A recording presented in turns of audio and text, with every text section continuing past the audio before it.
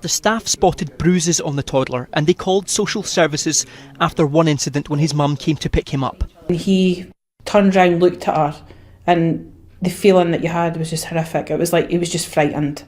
Have you ever seen anything like that? In my whole 10 years of being in this private nursery, I have never, ever seen anybody look at their mother like that. When he died, we knew that it was bad, but we didn't have any idea of the level that it was actually at. And it's really heartbreaking to think that we were sending that little boy home to that every day.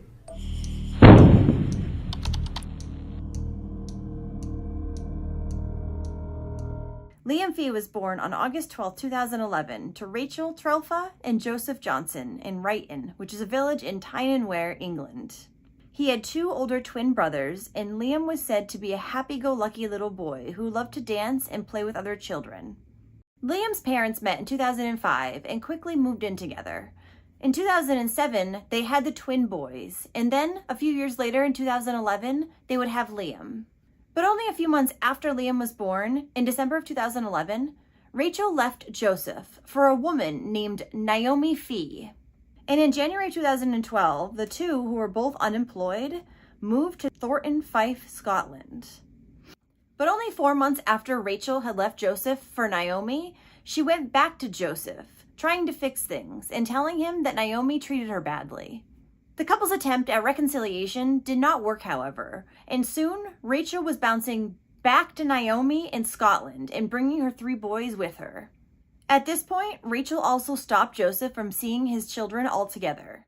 Liam had a babysitter named Heather Farmer who lived in Fife, and she began watching him out of her home in July of 2012. When Heather first started watching Liam, he was happy, loved to sing, and play with other children. But soon, he started to become withdrawn and quiet. Heather also started to notice bruises on Liam's body. She really began to worry that somebody was hurting Liam at home when he showed up to her house one day in January of 2013 with scratches and bruises on his face. This was only shortly after he had showed up at her house a few days prior with a bruised forehead and a black eye. So she had contacted the Scottish Childminding Association to report this. When Heather had asked Rachel, Liam's mother, where the injuries had come from, she told her that he had just fallen out of his cot. So while Heather didn't necessarily know if Rachel was abusing her son, she did know that she was at least being neglectful towards him. Heather would later say that sometimes she would become so worried about Liam that she couldn't even sleep at night. So around the same time that the Childminding Association was contacted by Heather, a social worker was assigned to Liam's case. But the social worker, as well as the police officer who went out to the Fee's home to check on things, both accepted the plausible explanation given by Rachel and Naomi that he had simply just bumped his head. So nothing further was done. Then, in April of 2013, the social worker who was assigned to Liam's case would fall ill and have to take a lot of time off of work. And while she was out, no other social worker was assigned to Liam's case, so it just fell off the radar. Around the same time, Heather told Rachel and Naomi that she could no longer watch Liam. And while she didn't say it directly, it was because she didn't feel like she could trust the pair any longer. Once Heather was gone, Liam began going to Sunshine Private Nursery in Kirkcaldy. He would go there 2 days a week, but soon the nursery staff noticed that Liam was coming in with bruises, and one time a swollen lip. When this was brought up with Liam's mother, Rachel, she told them that he was self-harming by pinching himself, and she thought it was because he was autistic, though she had zero proof of that. But nursery workers also noticed that Liam seemed rather scared of his mother, and then one day, he also came in with a black eye. After that, they contacted social services as well to report their concerns. However, once Rachel got wind of this report that had been made, she burst into the daycare and immediately withdrew Liam. So the social worker who was assigned to investigate these allegations that were made by the nursery decided that the marks on Liam's body were not made by an adult, and she accepted the explanation that he was self-harming at 2. Rachel and Naomi went to great lengths to cover their crimes, and few people ever knew Liam. But he did go to nursery. This was his favourite area. He liked to play in a small world, little cars, things like that. His teachers told me about the 2-year-old they saw. His smile was infectious. As soon as you seen him, you felt yourself wanting to smile because he was so happy to see people. But the staff spotted bruises on the toddler and they called social services after one incident when his mum came to pick him up. He turned round, looked at her, and the feeling that you had was just horrific. It was like he was just frightened. Have you ever seen anything like that? In my whole 10 years of being in this private nursery, I have never, ever seen anybody look at their mother like that. When he died, we knew that it was bad, but we didn't have any idea of the level that it was actually at. And it's really heartbreaking to think that we were sending that little boy home to that every day. This is the house where Liam died. A social worker actually called here along with police when Liam's nursery complained about the injuries he had on his body. But they were told Liam had simply bumped his head. They accepted that explanation, then left. The social worker then went off sick. No one was assigned as cover, and this family were left unmonitored. When Liam was subsequently brought in for a medical examination, the fact that he had been losing weight was not even noted, and child abuse and neglect was not at all suspected at the time. Then in September of 2013, a woman named Patricia Smith, who knew the family, also got in touch with social workers after she had seen the family outside one day. Liam had been sitting in his carriage and he had a blanket over his head. When she was able to see his face, she said he looked awful and she didn't know if he was drugged or dead. Not long after that, one of Liam's brothers also obtained a foot injury, which was left untreated until he eventually had to be hospitalized for it. A neighbor reported this injury to a social worker, but never heard anything further. Then on the night of March 22nd, 2014, shortly before 7:30 p.m., neighbors of the family heard shouting and hysterical crying coming from their flat. And less than a half hour later, a 999 call would be placed by Naomi, saying that Liam was unresponsive. First responders arrived at the home at 8:03 p.m., and they noticed that Liam's body had already started to stiffen, which means he had not just died, as the two women were claiming. Now, Naomi and Rachel had also concocted a story for the first responders as well as police. They claimed that Rachel had been out that evening, and Naomi had put Liam to bed early. She then went up to check on him around 7 p.m. and let out a blood-curdling scream when she found him lifeless and pale. As the first responders were attending to Liam, Rachel brought out one of Liam's older brothers and pushed him in front of officers, demanding that he tell them what he had done to his little brother. When he didn't say anything, Rachel told police that he had been the one who suffocated Liam. This older brother would be brought down to the police station later for questioning, and once there, he admitted that he did kill Liam. He said it was because his little brother was getting more attention than he was, and he was jealous. However, later when Liam's autopsy was completed, it was clear that he had not died of asphyxiation. When Liam's body was examined, it was discovered that the toddler's heart had ruptured due to multiple blows to his chest. The pathologist found that he had more than 30 different injuries, including a fractured thigh bone and a fractured arm. Liam's injuries were similar to those found in car crash victims who had suffered severe blunt force injury. The autopsy also determined that his body weight was extremely low, even lower than it had been 8 months prior. Not long after his initial confession, Liam's older brother would say that he had made up the entire story and he had not killed Liam. He said that that day, Naomi had actually dragged him into his little brother's room and shown him Liam's lifeless body, saying, "Look what you did to him."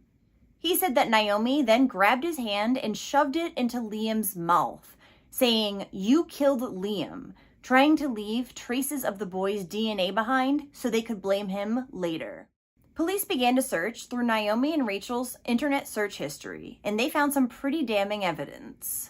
Days before Liam had died, the pair had used Google to look up morphine for children, can social services access my home, will a hip fracture heal on its own, can wives go to prison together, and can you die from a broken hip? So clearly Liam had sustained some of his injuries days before his death, which would have left him in great agony. But instead of getting him medical attention, the pair had then Googled, "How long can you live with a broken bone?" With evidence building up against them, a few weeks after Liam's death, both Rachel and Naomi were interviewed separately as suspects. But for some reason, they would not be arrested in connection with Liam's death until August of that year. Immediately following Liam's death, police had executed a search warrant for the Fees home, and they found all kinds of evidence of torture and abuse that had been going on there. Among the items were a heavy metal chain and a metal fire guard, along with cable ties and belts that had been used to construct a cage. In the home, many pet rats, snakes, and dogs were found. A SPCA investigator entered the home and removed at least a dozen snakes alone. Once police spoke with Liam's twin brothers, it was clear that Naomi and Rachel had been carrying out sustained attacks on all three boys for years. So both of Liam's brothers were questioned separately over the course of a few weeks by a social worker as well as a police officer. Gradually, they became less withdrawn and less frightened, and they started to tell their story. One child spoke about being forced to spend the night in a makeshift cage with his hands tied behind his back by cable ties. He also said that his hands and feet, which had been bound by these cable ties, would swell up so much that Naomi would call him pudding hands. Well, I don't really know what that means, but... On one occasion, the boy had been tied to a bed in Naomi and Rachel's room, and there were snakes in that room. Naomi had told him that the boa constrictor ate little boys. Frightened, this boy had hatched an escape plan and attempted to escape from the home 3 times, but he was caught each time, brought back, and beaten. He also spoke about how Naomi would punch him, as well as press her foot down on his neck so hard that he would black out or sometimes see very bright lights. This had been the little boy who also had a foot injury of January of 2014, but in addition to not getting him timely medical care, Rachel and Naomi had also stepped on and squeezed his injured foot. Both of the boys would also say that they were forced to take cold showers if they ever wet the bed, which was inevitable because Naomi and Rachel would not let them leave their bedroom after they had been put to bed for the night to go pee. Liam's other brother recalled having to eat dog feces, his own vomit, and having his soiled underwear rubbed in his face. At one point, Naomi had also shown one of the boys a drill-type device and told him that she was going to cut off his private parts with it. She had also shown this same child a sawing-type machine and told him that she had used it to kill his father. On one terrifying occasion, the pair even put a cage filled with rats on top of the boy's head. And there were even more accusations made by Liam's brothers about the abuse and torment they went through. This abuse was extreme and endless. Neighbors told police that they had not seen the boys outside in months, and when they had previously seen them, the women tried to pass off Liam's injuries as being self-inflicted and because he had autism. Detectives were getting the idea that Rachel and Naomi were very, very close and the children were simply an inconvenience to them. Even as all this evidence was coming to light, Naomi's mother, Janice Fee, was proclaiming that her daughter was innocent. She claimed that she knew every single thing that happened on the night that Liam died. And I'm sure she did, because that night, Naomi had placed calls to her at 7:36 p.m., 7:42 p.m., and 7:44 p.m. Though these calls were later deleted before Janice had to hand her phone over to police. Then at 8:50 p.m., there was another phone call that went through from Naomi to Janice, and Janice claims that this was the phone call where she first found out that Liam had died. Okay, sure. Rachel and Naomi's trial started in April of 2016 in a high court in Livingston. The couple was charged with Liam's murder as well as willfully ill-treating, neglecting, and abandoning Liam in a manner likely to cause him unnecessary suffering or injury. Between January and March of 2014, when he died, the couple had actually left Liam in a dark room without any physical or mental stimulation, and they would also drug him to get him to go to sleep. They were also charged with failing to get him medical help in a timely manner, and they were charged with cruelty and neglect towards the other two boys. Both Rachel and Naomi, of course, denied these allegations. The judge told the women that they had grossly abused their parenting responsibilities, causing appalling physical and mental harm to Liam, and they had shown no remorse. During the course of the trial, the jury learned about the relentless abuse that the boys had suffered as they listened to more than 20 hours of recorded interviews with the two surviving boys. They also heard how Naomi and Rachel originally tried to blame one of the boys for Liam's death. Jurors were also shown pictures of Liam's thigh bone that had been snapped in half. Several members of the jury were reduced to tears as a police video showing the toddler's body was viewed by the court. When it was her turn to give evidence, 28-year-old Naomi Fee told the court that Liam was never punished at home because there was no need to. But she also said that she was concerned with Liam's behavior once she noticed he had become more withdrawn and was, again, self-harming. She claimed that Liam's behavior had only started after one of his older brothers had begun to display sexualized behavior towards Liam. She said ever since then, little Liam was never the same. So first they blamed the poor kid for killing Liam, and now since that didn't work, they're blaming the kid for sexualizing him to still try to get the blame off of them somehow. Naomi also told the jury that Liam would freak out if she wasn't the one to go into his room first. He would not accept anyone else going in and would throw himself on the floor, bite his fingers, and scratch himself. Now, another thing that came out in court is that Naomi had actually run a toddlers group up until 2011. And she admitted that she had smacked other children who had been in her care. Though she never intended to expose them to any danger, she said. Naomi and Rachel also tried to claim that they had sought help from medical advisors in regards to Liam's concerning behavior. Another thing that had concerned them was that Liam had recently become attached to a blanket that he would hide under, and Naomi thought this was because he was autistic and trying to avoid people. He was actually probably trying to hide from them and his horrible life. Poor thing. There was also another elaborate story that was given about one night in February of 2014. Rachel and Naomi had apparently woken up in the middle of the night to find one of the older boys fashioning a rope in order to escape. The reason why he was doing this, Naomi said, was because he had hurt Liam.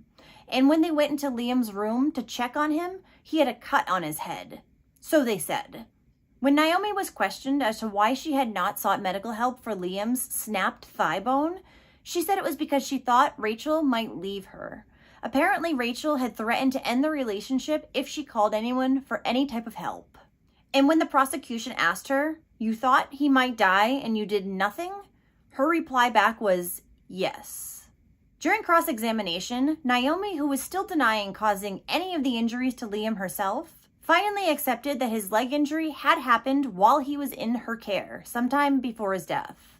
She said that she just did not know he was in so much agony and desperately needed help. Yeah, okay, I'm sure you didn't. Because he wasn't crying at all, right? The court heard that from March 17th to March 20th, Naomi had searched the internet for symptoms of broken legs, broken hips, and blood clots.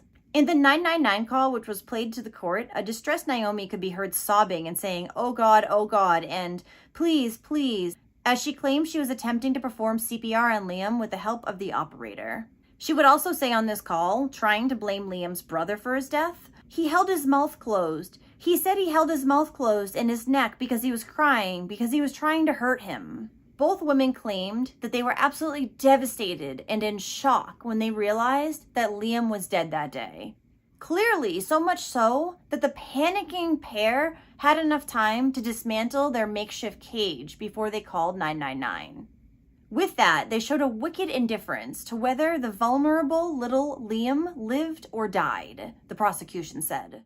They also said that even though it was not clear which woman had struck him with the fatal blow, they had both joined in a course of violent and cruel treatment towards the children. When the 7-week trial came to an end on May 31st, 2016, it only took the jury 10 hours to decide that Naomi and Rachel were guilty on all 8 charges. Both women were rather emotionless as the verdict was read. Liam's father, Joseph, however, was in tears and had to be consoled by friends. Liam's case had been so awful to hear that the judge also excused the jury from any duty for the next 10 years. After the trial and prior to their sentencing, Naomi's mother, Janice, still was claiming that her daughter and Rachel were innocent, saying that they loved the boys. Janice, who had gone to the trial, also claimed that much of the evidence had been misrepresented. When it was time for their sentencing hearing in July of 2016, Rachel was sentenced to serve a minimum of 23.5 years behind bars, while Naomi was sentenced to 24 years. Both women had been expected to be kept at Cornton Vale Prison, but Rachel was transferred to Sawton Jail in Edinburgh shortly before they were sentenced. Both women were apparently fuming about the transfer, because while they were at Gorton, even though they were not in the same jail cell, they had been allowed to see each other during recreational time. I'm glad they separated them. They have no right to be happy at all. You didn't see Liam, you wouldn't even know he existed, to be honest with you. He always had this blanket over him. Well, why does he keep himself covered all the time? Because he doesn't like to interact with any other people because he gets upset.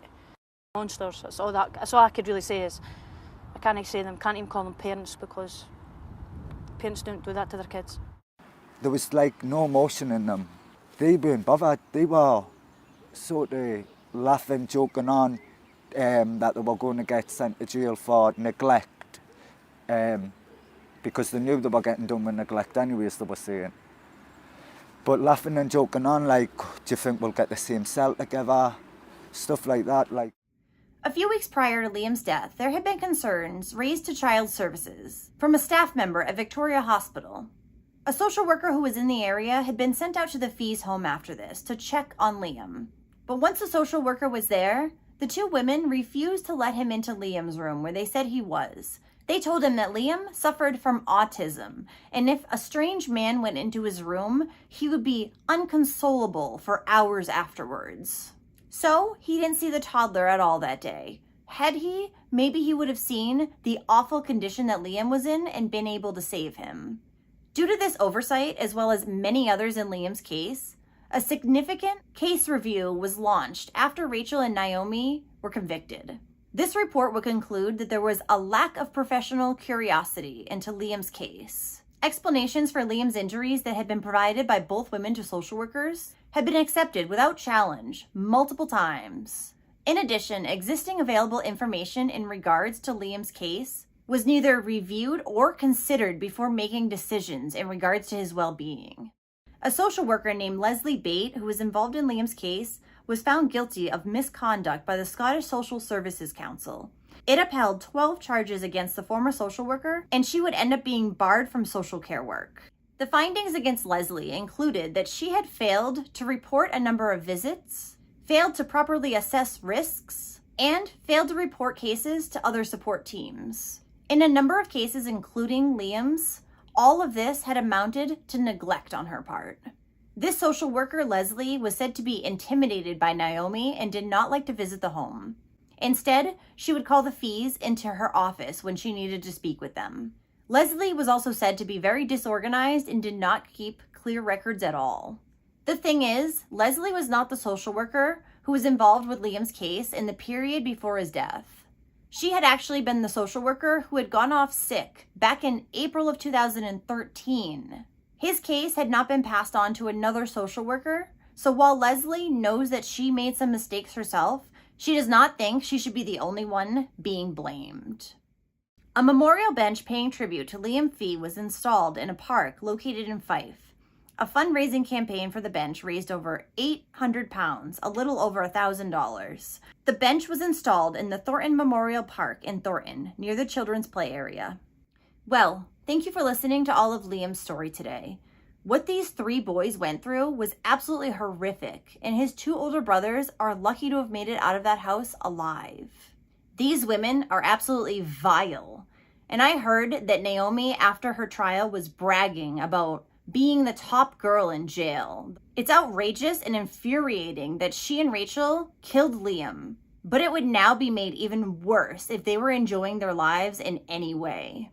They deserve to go through the same torture that they put those three boys through day in and day out.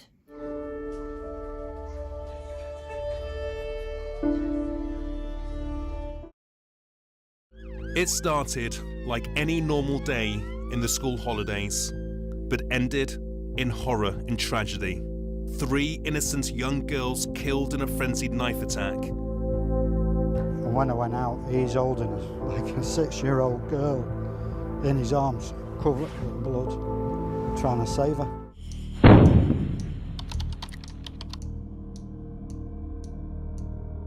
Six-year-old BB King was born to her parents, Lauren and Ben King. And she was a sweet, kind, and spirited girl who was full of joy and love. She also had a sister who was 3 years older than her, whom she shared an amazing bond with. 9-year-old Alice de Silva Aguiar was born to her parents, Sergio and Alexandra. And she was a curious girl who never forgot the details of things. She was perfect in her parents' eyes and was also a confident, friendly, playful, respectful, and empathetic young girl. Alice adored animals, watching movies, eating popcorn, and snuggling with her parents while doing so. Then there was 7-year-old Elsie Dot Stancombe, who was full of love and was also a determined, kind, and sweet young girl. She loved cheerleading, dancing, chatting, going to parties, and was said to be wise beyond her years. Elsie was additionally a very devoted Swiftie, which if you don't know is a Taylor Swift fan. This love of Taylor Swift was something that these 3 young girls shared, and was also what brought them together on the morning of July 29th, 2024. They were all attending a Taylor Swift-themed dance class that was being held at a community studio venue known as the Heart Space in Southport, United Kingdom. This space normally hosted yoga, dance, pregnancy, and baby and toddler classes. This particular Taylor Swift-themed class was a yoga, dance, and bracelet-making workshop that was themed around the artist's music. The workshop was aimed at kids 6 to 11 and had sold out over a week earlier, with 26 children being booked for the class. Shortly before the girls were about to be picked up by their parents at 11:45 a.m., they were sitting around a table making bracelets. At the same time, a masked and hooded person came through the building's front entrance that was unlocked for fire safety reasons. And he walked right up the flight of stairs to the studio where the girls were. This person then began moving through the room while remaining completely silent. And he started stabbing the children at random. He had an 8-inch knife in his possession. Many of the children and the teachers in the room, including dance teacher Leanne Lucas, had no idea what was even going on at first. Leanne didn't realize until she herself got stabbed in the back 5 times what was happening. She immediately began to try to shield the children from this maniac and rushed them out of the venue via the emergency fire exit. As the children ran from the studio, the armed man was chasing after them, stabbing them in the back. One little girl would get pulled back inside and stabbed multiple times. Luckily, she was able to get out of the building in the end and she collapsed to the ground.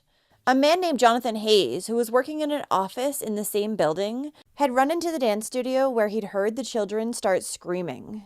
And he had encountered the masked individual who was standing over a child. Jonathan had retreated to his office, but he was followed by the attacker who had then stabbed him in the leg, making him collapse to the ground. Members of the public at the same time were trying to assist the children who were escaping from the building. One man began administering CPR to little Alice, while another man ran into the building where he had seen the man holding the knife. We were driving down Hart Street and then all of a sudden he slammed on the middle of the road and said, "Have you seen that?" I said, "No." He reverses the van back and then all I see from my side was literally half a head from a girl hanging from the side of a car. So I jump out the car and I go up to her and I just ask her if she's all right, and she just looked in complete shock. She had blood all over her body and she just screamed at me. She said, "He's killing kids over there. He's killing kids over there." I just looked at Martin and we were just in complete shock. We just didn't know what to think, didn't know what to do. But looking at this woman, she looked in a really bad way, and I just knew it was a really bad situation. So me and Martin start walking towards the place where she's pointed at. And how far is she from the place where she's pointing at? She's at the top of the road leaning against the car. There was more people down the road, but at this stage at the time, we were so focused on this girl, we didn't see there was more people down there. We're just hearing this girl screaming to us that this guy's stabbing kids at this location. So we start running towards this place where she's pointed, and she gets up. It's like she used all of her energy to point to us where this was happening, and then she completely collapses onto the floor. In which case, we go up to make sure she's all right. She was also on the phone to the police at the same time, which is when I've took the phone off her and I'm on the phone to the police. Martin's making sure she's all right. I start running towards this direction, which is obviously where this is happening, where these kids are in the dance studio. And I'm running, I get to the car park, and as I'm running towards the door, there's a car which is a woman's in the car, and she's beeping her horn and she's screaming for me to come over. So I run straight over to the car, and it's just a middle-aged woman, and she's got, I presume, one of her child in the passenger seat, and then in the back there's like 4 or 5 more kids, all in the back, covered in blood. It was like a scene that you'd see on like a disaster film, honestly. And she just looked at me, the woman, and she said, honestly, love, I just want to make sure these kids are safe. I'm just going to park on the road. Please, can you get this girl out? So I open, you got the driver's side. On the driver's side, behind the driver's seat, I open the door, and honestly, like, there's this girl, which will probably stay with me for the rest of my life, and she was completely out of it. I can't explain to you how horrific it is what I saw, but in the moment, I didn't even know what to do. I didn't know what to think. I just wanted to get her out of the car and try and get her to safety. So I've just got this girl out of the car, and I've ran towards the road, and I've just been, because we're there at the start, you see, so there's only a few members of the public, and the main thing in that specific moment was like, there's still more, like, this is actually happening, and there's people inside there, because that's where they've been, that's where they've come from. So I just initially wanted to get her out of the car and try and get her to safety, like, but I didn't know where was safe, if that makes sense. Police had been contacted by the dance instructor, Leanne, at 11:47 a.m., just 2 minutes after the attack initially started. And officers would arrive on the scene just 10 minutes later. They then entered the studio with a taser, and they found the attacker standing over BB's body. He was still holding the knife, and when he was ordered to drop his weapon, he did, and was then placed under arrest. Police would find the other dance instructor, Heidi Little, hiding with one of the girls in the bathroom. Emergency services quickly declared a major incident, and 13 ambulances, the fire service, and 3 medical air ambulances were brought in. Both 6-year-old BB King, who had 122 stab wounds, and 7-year-old Elsie Dot Stancomb, who had 85 stab wounds, would be declared dead at the scene. 9 other children, including 9-year-old Alice De Silva Aguiar, as well as 2 other adults, were taken to the hospital, all in critical condition. Little Alice would end up dying the following day. She had multiple stab wounds to her body, as well as a severe head injury. Now, before the attacker had been publicly identified by police, misinformation about the suspect's identity had been spreading online. People were under the impression that the monster who had stabbed all these children and 2 adults was an immigrant and an asylum seeker, and soon they began protesting. Though many people were just angry that authorities had not done enough to protect these children from this brutal attack before it happened.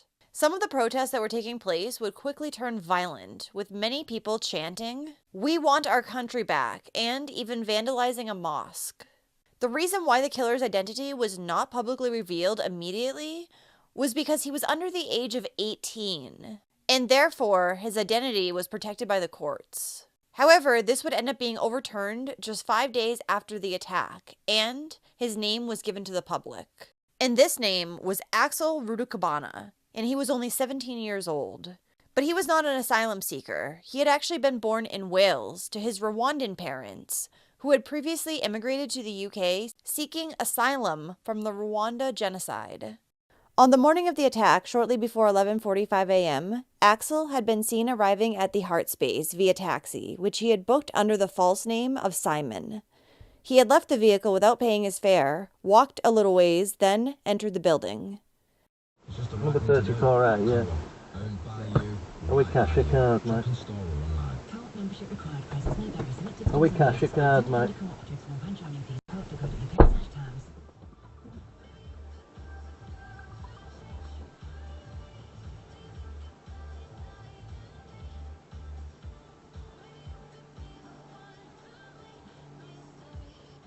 Following his arrest, Axel was charged with 3 counts of murder, 10 counts of attempted murder, and possession of a bladed article.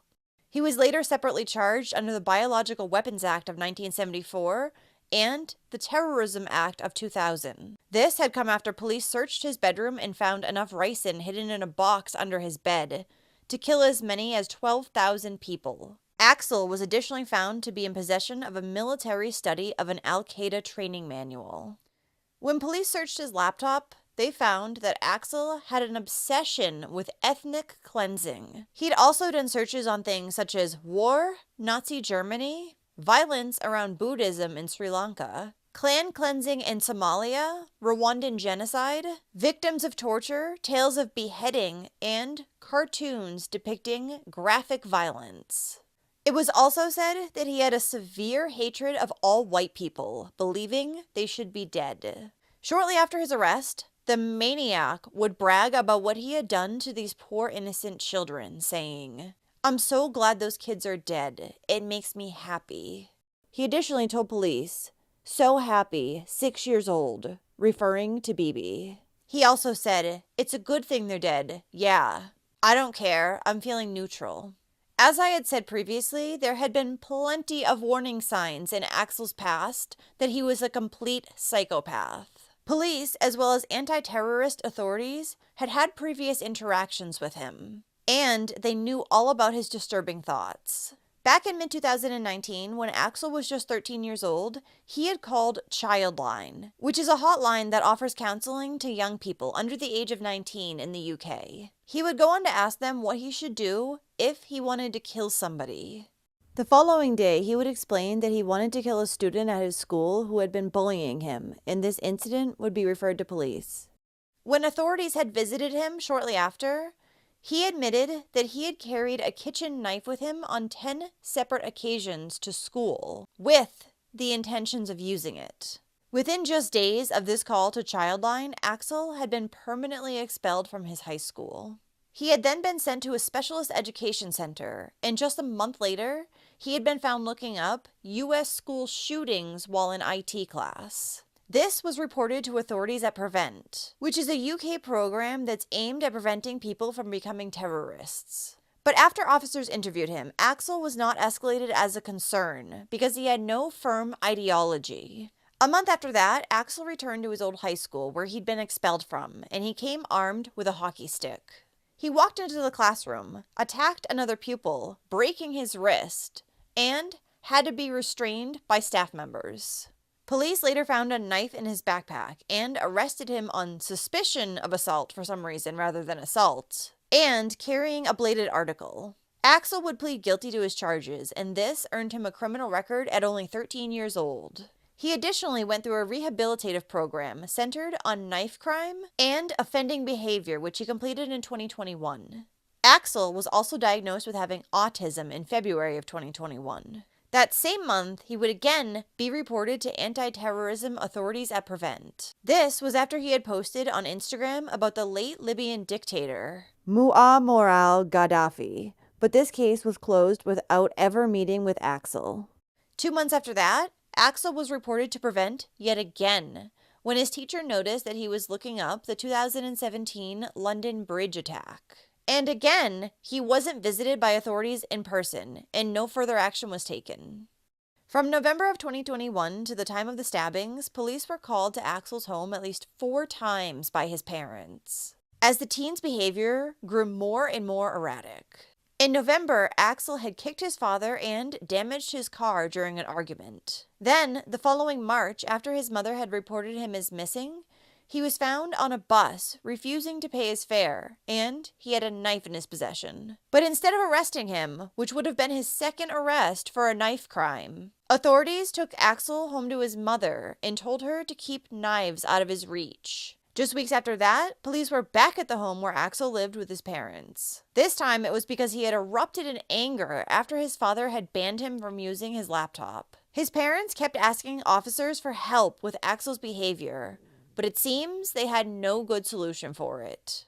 In the meantime, Axel was making plans in his bedroom for an attack. He had bought castor beans, funnels, flasks, and safety goggles on Amazon, and had them delivered to an unsuspecting neighbor. The knife that Axel had used to kill the 3 girls had also been purchased on Amazon and delivered to the home.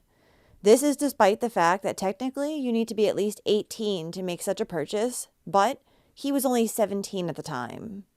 But apparently authorities were unable to see Axel's history with Prevent, because that information was kept on a separate system and was only accessible to counter-terrorism officials.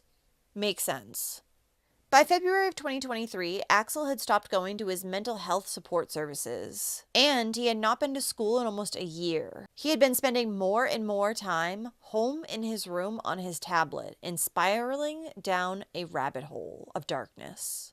Just 1 week before he had stabbed Bibi, Elsie, and Alice to death, on July 22nd, Axel had booked a taxi using a pseudonym to take him to his old high school, Range High School.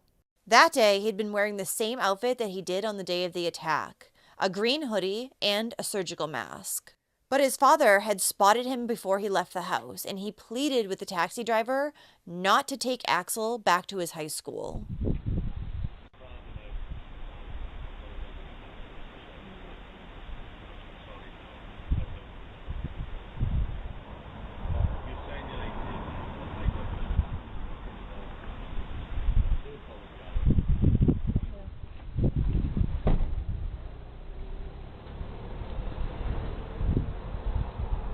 Eventually, Axel would go back inside his house, and he did not get inside the taxi. But had his father not caught him that day, his attack likely would have been launched on the students at that school. So Axel had clearly never hidden his dark obsessions from the world. And multiple people seem to have been worried about him too, including his classmates. But he was either never taken seriously, or no one, including authorities, knew quite what to do with him. Though you would think that with how concerned Axel's parents were, since they had called the cops several times asking for assistance, they would have monitored what was going on with him inside his bedroom a little bit better. After his arrest, an emergency review would conclude that Prevent had followed the correct procedures at the time. A trial was scheduled to start for Axel in January of 2025, but right before it was about to begin, he pleaded guilty to all 16 of his charges. At the beginning of his sentence hearing, Axel would twice plead loudly for medical services, saying that he had chest pains. But the judge told him to stop, or he was going to be removed from the courtroom. Axel was then sentenced to life imprisonment with a minimum of 52 years. Apparently, if he had been 18 years old at the time, and he was only days away from that birthday, mind you, he would have been issued a whole life order. Though the judge said it's likely that he'll never be released. And I certainly hope not, because that shouldn't even be a possibility. He would clearly do something like this again. In court, one of the girls who had been stabbed by Axel but ended up surviving would speak, and she would say that day she knew she was running for her life. She remembers physically pushing her friends who were still able to run as they were fleeing down the stairs. Axel was close behind them. She would say in court to her would-be killer, "I knew from your eyes you wanted to try to kill us all." Another child who had survived that day had been stabbed 30 times. She'd been airlifted to a hospital where doctors operated on her for 6 hours, trying to save the use of her hand, fingers, and arm. This little girl had also watched 2 of the girls die. During one point of her recovery, she would tell her parents that she didn't even know who she was anymore. However, the happy little girl that she once was started to return 6 months later, and her mother said that Axel had completely failed to destroy her spirit. A vigil was held for Bibi, Elsie, and Alice outside the Atkinson in East Bank Square on the evening of July 30th, 2024, with thousands of people in attendance. Flowers and handwritten notes were left there, as well as near the scene of the attack. Taylor Swift also responded after the attack, saying, "The horror of yesterday's attack in Southport is washing over me continuously, and I'm just completely in shock. These were just little kids at a dance class. I am at a complete loss for how to ever convey my sympathies to these families." Taylor later met with the families of the victims, welcoming them to the backstage of her Eras Tour concerts at the Wembley Stadium in London. Within a day of the incident, the pop star's fans also launched a Swifties for Southport Just Giving page and raised over £300,000 for the Alder Hey Children's Charity. Fundraising pages were also set up to support the families of the victims, which raised a combined total of over £200,000. A celebration of life was held for 9-year-old Alice De Silva Aguiar on August 6, 2024. In a tribute to their daughter, Alice's parents said during the service, "Keep smiling and dancing like you love to do, our princess. Like we said to you before, you're always our princess and no one would change that." Alice's funeral was held about a week later on August 11th at St. Patrick's Catholic Church in Southport. Outside the packed church, many mourners listened as the service was broadcast through speakers. During the ceremony, her father Sergio and mother Alexandra said, "Alice was our perfect dream child. Everything was idyllic from the moment you arrived. Their tribute continued. A good girl with strong values and kind nature, a lover of animals, and an environmentalist in the making. You moved our world with your confidence and empathy. Playful, energetic, friendly, and always so respectful. She was a peacemaker of the playground. No shouting is a house rule you applied. A big task for a small girl, especially in a Portuguese household. You were taken away from us too soon, and we often ask why. Why here? Why us? Why you? We wonder if you ever thought of us, called for us. We wondered if you felt any pain. We hope not, my darling. For now, our beloved angel, keep dancing. Mummy and Daddy will always, always love you. One of Alice's teachers recently named her baby after Alice as well. 6-year-old B.B. King's funeral was held privately in Southport on August 17th, and her family encouraged others to light a candle in her memory. A statement from her parents said, "Our beloved B.B., only 6 years old, was full of joy, light, and love, and she will always remain in our hearts as the sweet, kind, and spirited girl we adore." They added, "Our hearts are broken, but we find some comfort in knowing that B.B. was so deeply loved by all who knew her. She will forever be our shimmering star, and we will carry her with us in everything we do."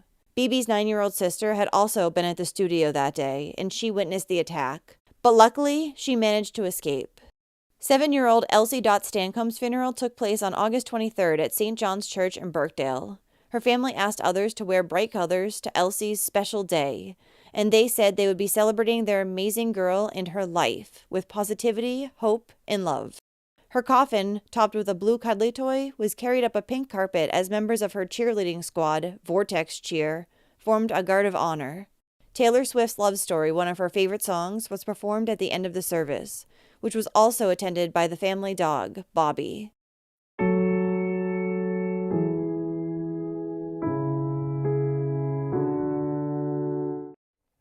Well, thank you for listening to BB, Elsie, and Alice's story today. This killer is nothing short of an absolute monster and one who should have been stopped long before that day in July. Axel had made it pretty clear just how fucked in the head he was, but nothing he had ever done was taken seriously enough. That is, until it was much too late. And not only did these 3 innocent little girls unnecessarily lose their lives, but other children and adults were permanently, mentally, and physically scarred by his actions that day. What do you think about this case?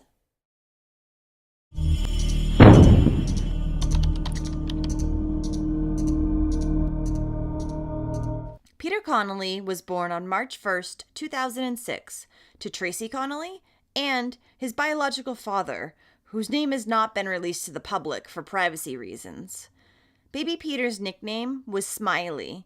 Even with everything that he had gone through in his short life, he still very often had a smile on his face. Peter was also a smart little boy. He was able to say his first words very early on, and one of his first words was actually the word dad. So Peter's mom, Tracy Connolly, was born up in Islington, North London, by her mother, who had both drinking and drug problems. Tracy's biological father also ended up getting convicted of rape, which greatly affected her. When she was only 16, she moved in with Peter's biological father. He was a railway worker from Ireland, and he was actually 17 years older than Tracy at the time, though it is said that she lied to him about her age. A year after the couple first started living together, they then moved to another house in Tottenham. Here, Tracy gave birth to her 3 daughters before giving birth to Peter. Her and the children's father ended up marrying 6 years later in September of 2003. Soon after Peter's birth, his biological father ended up leaving the family home. Peter was only 3 months old when Tracy divorced her husband. This was amid fights over the housework, or lack thereof. Tracy made this a trend in her life, keeping a very messy and dirty home. There were also allegations that she had been flirting with other men online in chat rooms. At some point when Peter was little, Tracy was also diagnosed with depression. So by all accounts, Peter's biological father was a loving and caring father. He actually had raised concerns to police a number of times when Peter was in his mother's care. Many say he was duped by Tracy Connolly.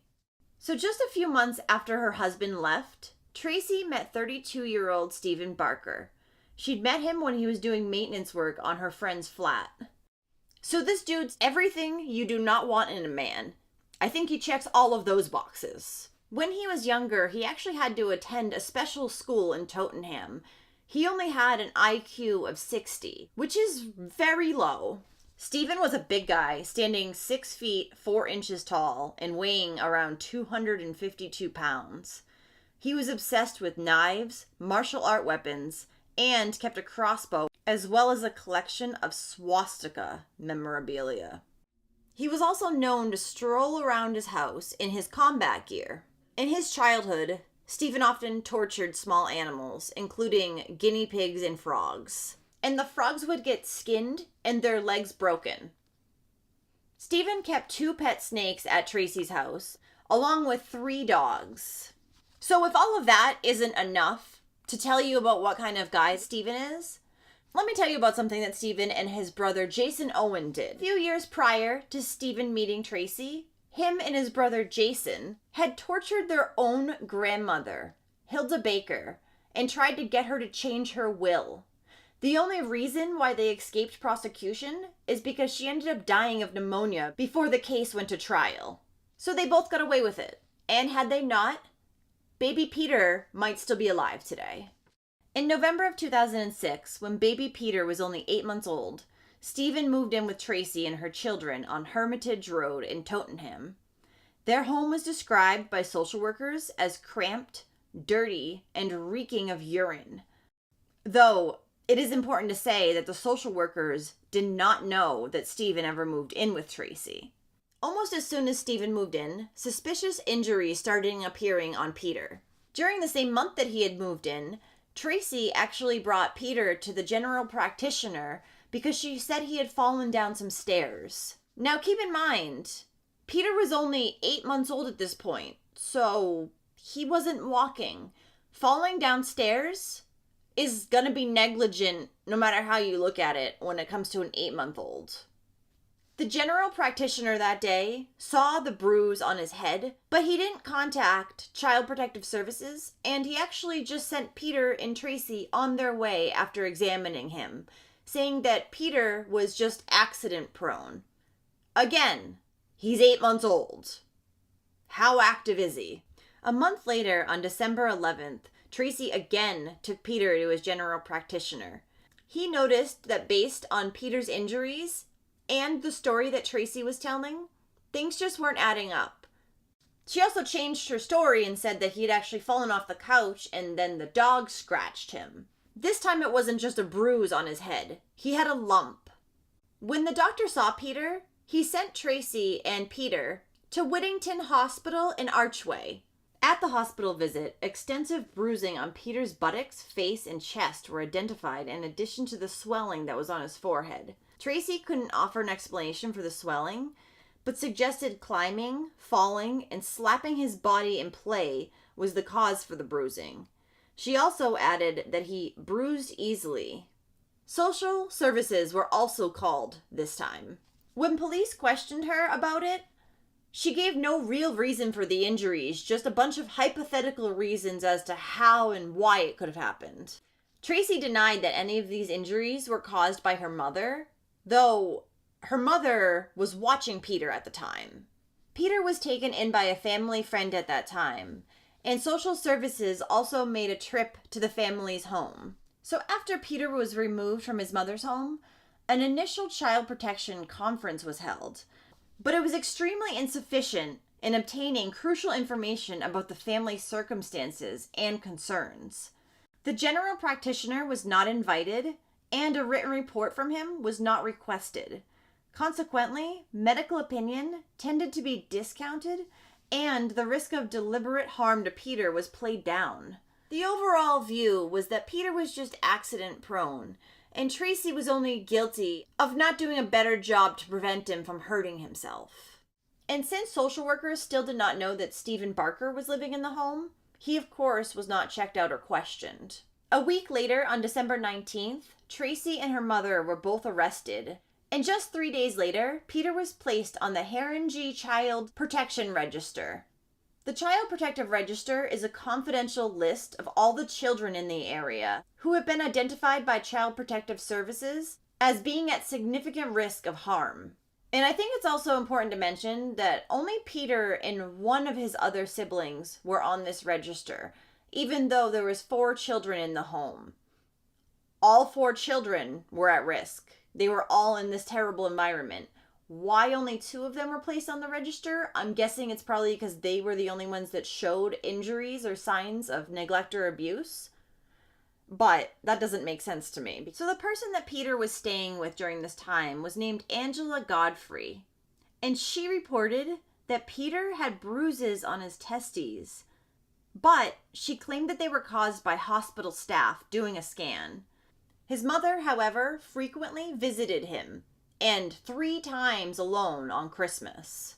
During that time, social workers also made visits with Peter and his mom, and they assessed that the relationship between the two was positive at that time. So, just 5 weeks later, on January 26, 2007, Peter was returned to his mother's care. Apparently, they did not have enough evidence to convict Tracy of anything. From that point on, the family received a range of interventions from specialists. Tracy, however, would turn down any mental health services for herself, which is probably the most important part of all of this. I'm guessing. There were also various professionals who had noted that Peter liked to roughhouse and that he was just an active child who loved to throw his body around. They said Peter was accident prone, which only helped to support Tracy's narrative for whenever she brought him into the hospital with injuries. And as I had said before, the family home was chaotic, dirty, and smelly. A complete train wreck if you ask me. And with Tracy's laziness and lack of housework being done, this continued to be a problem. But not a big enough problem to social services to remove the children from the home. No. They had to give Tracy basic advice about health and safety in the home, and she had to be told very clearly of what the consequences would be if she did not improve the care of her children. They also requested that Tracy get rid of the dogs that lived in the home, including a Rottweiler, as she had told the pediatrician that these dogs had scratched Peter a number of times. However, she refused. In February of 2007, only a month after Peter was returned to the home, a former social worker wrote a letter to the Department of Health to voice her concerns over the failings of social service that she had seen. She actually even singled out the office that was in charge of Peter's case. She met with them to discuss the letter that she had sent in March of 2007, but regardless, Peter was admitted to the hospital the very next month. Tracy had again taken Peter back to the hospital following another injury to his head, which had occurred 4 days prior. He had 2 black eyes and swelling to the left side of his head. She again claimed that it was only an accident, and she didn't bring Peter in sooner because he didn't start to feel unwell until today, which was definitely a lie. He's a baby with 2 black eyes. I think he was feeling unwell from the minute they happened, Tracy. He was admitted to the hospital for a 48-hour observation. However, the hospital staff was all too willing to accept Tracy's explanations for what had happened, and they ended up discharging him and letting him go home with her. In the same month, another incident was reported to social services. A nurse at Tracy's daughter's school had actually seen Tracy out in the parking lot slap her daughter in the face, and she had called. On April 9th, Peter's general practitioner saw him with bruising on his face. Peter was admitted to the North Middlesex Hospital in Enfield. A nurse noted a large, boggy swelling to the left side of his head.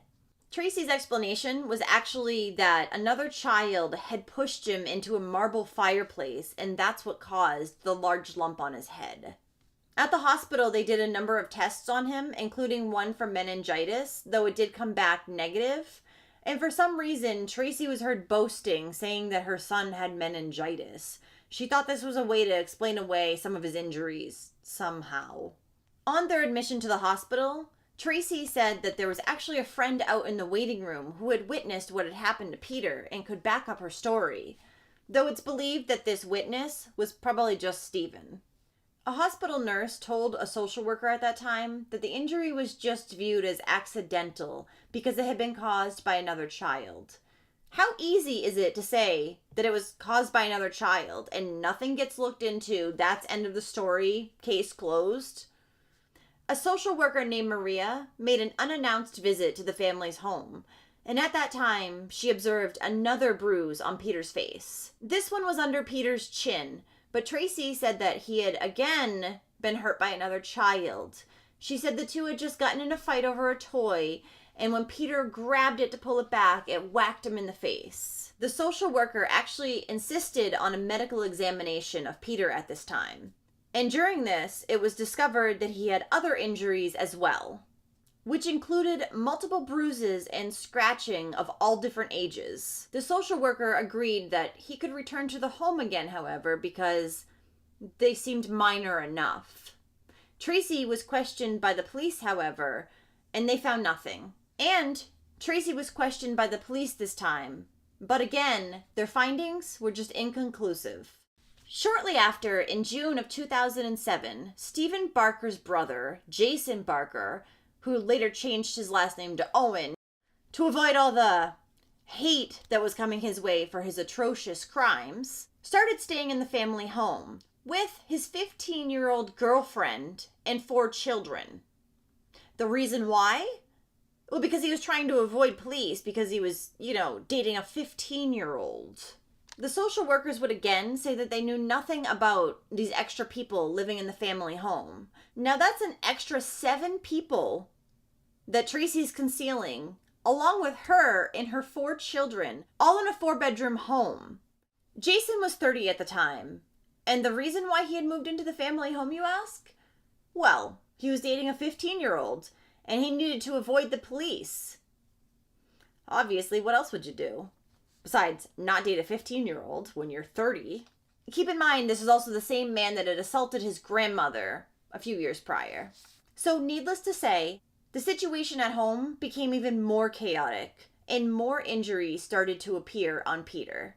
So in the same month that Jason moves in June, a social worker again found bruising on Peter as well as an infected finger. He was removed from the home on June 4th and was again sent to live with the family friend. Tracy was rearrested. She offered a variety of possible causes for the injuries. In the recorded interview, she said, "I have never hit him whatsoever, which is why I keep getting upset, because I'm being accused of something which I haven't done." The interviewer said to her, "There are various different bruises, various different injuries. That's a lot of injuries in only 1 week. He's either the most accident-prone, unlucky child I've ever seen, or there's something else going on here." To which Tracy replied, "It's not something more, I swear. My world would fall apart without him. I've been trying for a boy for so long. I'm lucky to have him."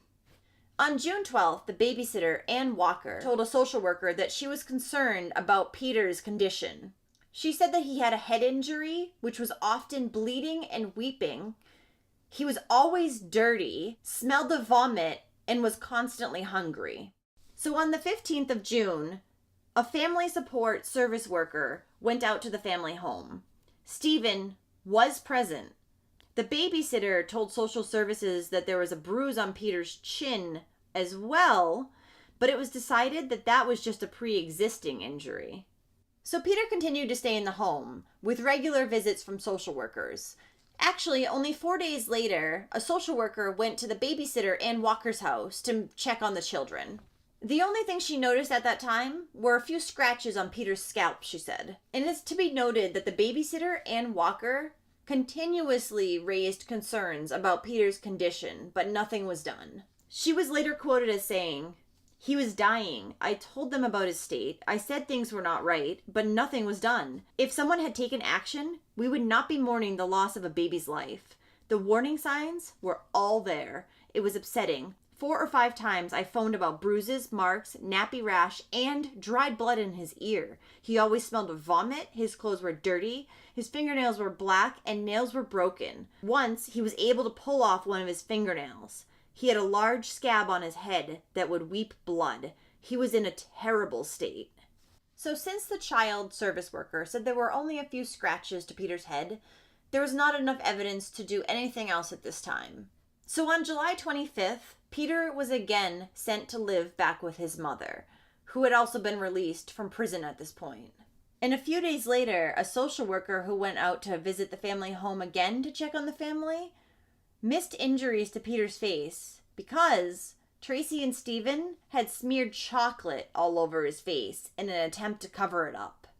The next day, Peter had an appointment with his pediatrician, and they couldn't use chocolate this time to cover up anything. But they weren't going to need to, so don't worry. At this appointment, it was discovered that he had at least a dozen bruises to his body, an infection to his ear, scalp, and finger, and as the babysitter had previously said, he was missing a fingernail. The doctor, however, noted that Peter was just simply cranky and had a little cold, but other than that, he was fine. So she didn't do anything about the other issues, and at this visit, she failed to notice that Peter had a broken back. Now, this wasn't Peter's normal pediatrician. She was only a stand-in that day at the hospital due to a shortage of doctors. She did, however, have plenty of reason to alert social services as she had physical evidence. She later said that she didn't want to further examine Peter that day because she was afraid of just making him even crankier, as he had come in rather upset that day. Because he had a broken back, along with other things. I'd be crabby too. She also didn't notice that he had 8 broken ribs on top of his broken back. Only a couple days after his doctor's appointment, on August 3rd, 2007, Peter was found dead in his crib. He was only wearing a diaper. He was completely blue and not breathing. Peter Connolly was only 17 months old. Ambulance crew stated that it was very clear Peter had already been dead for some time before they were called and got to the scene. Though they said when they got there, not only was the house disgusting, but Tracy was more concerned with doing her hair and getting her cigarettes than the fact that her baby was dead. Paramedics said that there was also human feces smeared all over the walls, as well as dismembered animal body parts scattered through the house. That's disgusting. By the time the ambulance had arrived, Stephen, Jason, and his 15-year-old girlfriend had already left to dispose of Peter's bloodied sheets and other evidence, and then go on the run. They were eventually found by police at a campsite near Epping Forest with a stash of weapons.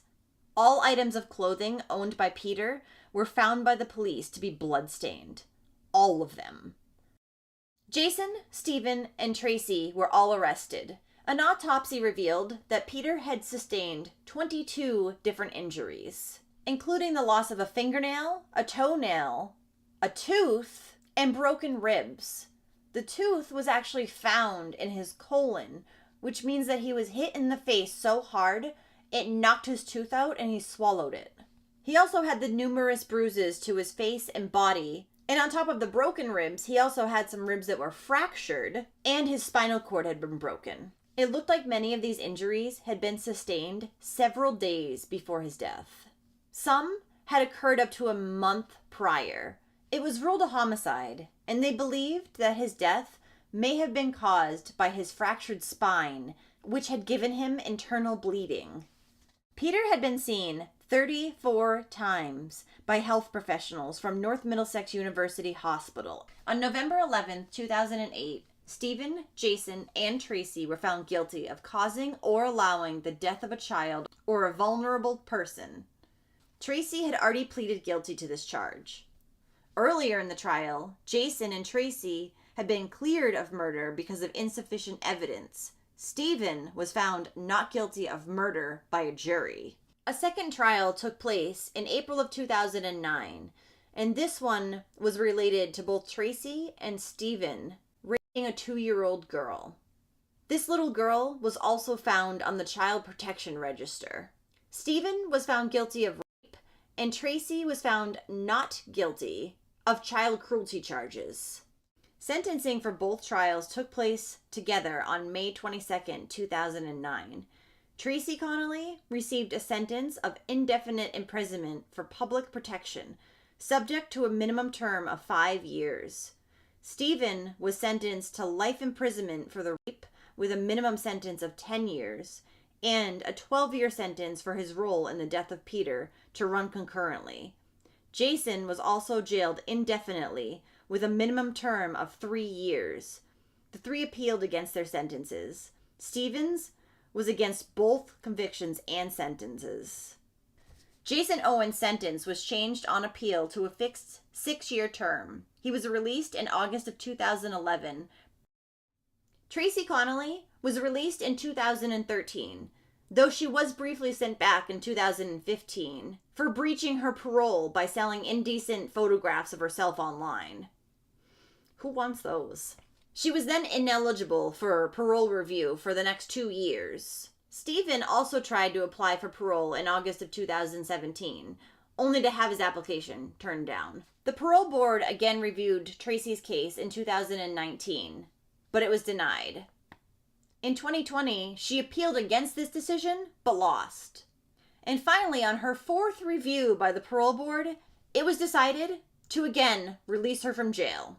She was then released on July 7th, 2022. The parole board said it was satisfied Tracy Connolly was suitable for release after hearing she is now considered to be at low risk of committing a future offense and that her probation officers and prison officials support the plan. They defended their decision by saying parole board decisions are solely focused on what risk a prisoner could represent to the public if released and whether that risk is manageable in the community. Parole reviews are undertaken thoroughly and with extreme care. Protecting the public is our #1 priority. So Tracy is subject to restrictions on her release, including her activities and who she contacts, as well as 20 other conditions, including living at a specified address, as well as being supervised by probation by wearing an electronic tag and adhering to a curfew. She also has to now disclose any of her close relationships. Her use of the internet and phone will be monitored, and there are certain places that she is not allowed to go in order to avoid contact with the victims and protect other children. So very safe for the community if she's not allowed to go somewhere because they're trying to protect children. Keep her in jail and then she definitely can't go there. Hello? An investigation found that both social workers that had been assigned to Peter's case had made enough mistakes to amount to misconduct. They failed to visit Peter enough, and they failed to keep adequate records of the visits that they did make out to the house. They also said that the manager of the social worker had failed to provide enough supervision of said social worker. Both the social worker, though, and her manager were not barred from being social workers. Instead, they were issued with suspensions after it was concluded that their violations were not serious enough for them to be fired. The committee handling the investigation said a firing of both of them would have been disproportionate and would serve no other purpose than to give the public someone to blame and punish. Baby Peter's real father is now dedicating himself to his daughters and making sure that the rest of their childhoods are normal. He even quit his job to take care of his girls.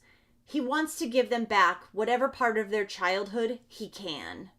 Even though he's gone from a man living alone to now having 3 girls in the house, he says he's happier than he's ever been. So baby Peter's 3 sisters have been receiving counseling since his death, but their father says they are managing very well considering. Tracy has also tried to get back in the girls' lives, and all 3 of them have refused. Baby Peter Connolly was cremated, and his ashes were scattered near to where his grandparents are laid to rest. Well, thank you for listening to all of baby Peter's story today. There were so many systematic failures in this case. So many people who, in my opinion, just looked the other way when it came to this poor little boy.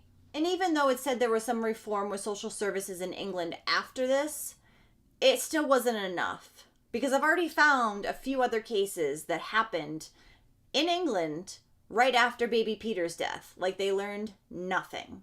And I'll probably be bringing one of those to you soon as well. It's terrible that when all this physical evidence is being thrown in so many people's faces and nothing is still done. And to blame a baby for all these injuries is absurd. I can't believe anybody believed half of these. I said to the lady, look, we're concerned, we don't want another baby pee on his hands. And the lady said, how do you mean?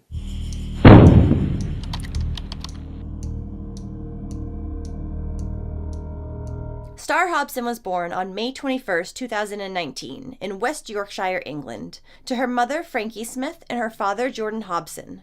She was said to be an amazing and happy little girl who had a big smile as well as big, beautiful eyes. Star also loved music and dancing.